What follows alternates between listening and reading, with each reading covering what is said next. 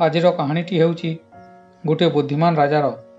ଗୋଟିଏ ରାଜ୍ୟ ଥିଲା, ଯେଉଁ ରାଜ୍ୟରେ ଏମିତି ନିୟମ ଥିଲା କି ସେ ରାଜ୍ୟରେ ଯିଏ ରାଜା ହେବେ ସେ କେବଳ 10 ବର୍ଷ ଶାସନ କରିପାରିବେ ଏବଂ 10 ବର୍ଷ ପରେ ସେ ରାଜାଙ୍କୁ ଜଙ୍ଗଲରେ ଛାଡ଼ି ଦିଆଯିବ, ଯେଉଁଠାରେ କି ଦୂର ଦୂର ପର୍ଯ୍ୟନ୍ତ କୌଣସି ଲୋକ ରହୁନଥିଲେ ଓ ସେ ଜଙ୍ଗଲରେ କେବଳ ହିଂସ୍ର ଜୀବଜନ୍ତୁ ରହୁଥିଲେ। ସେମାନେ ସେ ରାଜାମାନଙ୍କୁ ଖାଇ ଦେଉଥିଲେ।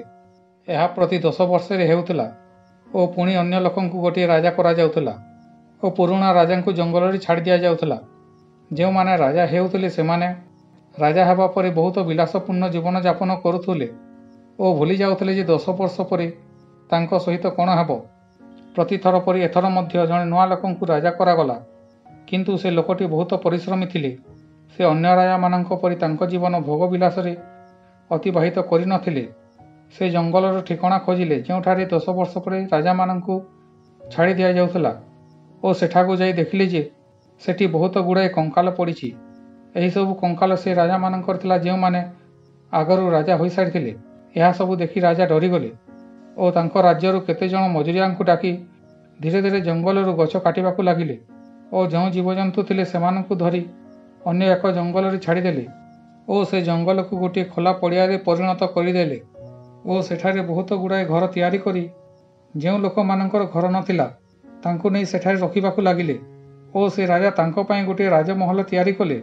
10 ବର୍ଷ ମଧ୍ୟରେ ସେ ଜଙ୍ଗଲକୁ ରାଜା ଗୋଟିଏ ରାଜ୍ୟରେ ପରିଣତ କରିଦେଲେ। ଯେତେବେଳେ ରାଜାଙ୍କର 10 ବର୍ଷ ପୂରଣ ହୋଇଗଲା, ସେ ରାଜ୍ୟର ଲୋକମାନେ ରାଜାକୁ ନେଇ ଜଙ୍ଗଲରେ ଛାଡ଼ିବାକୁ ଗଲେ। ସେମାନେ ସେତେବେଳେ ଦେଖିଲେ ଯେ ସେଠାରେ କୌଣସି ଜଙ୍ଗଲ ନାହିଁ, ସେଠାରେ ଗୋଟିଏ ରାଜ୍ୟ ହୋଇସାରିଛି।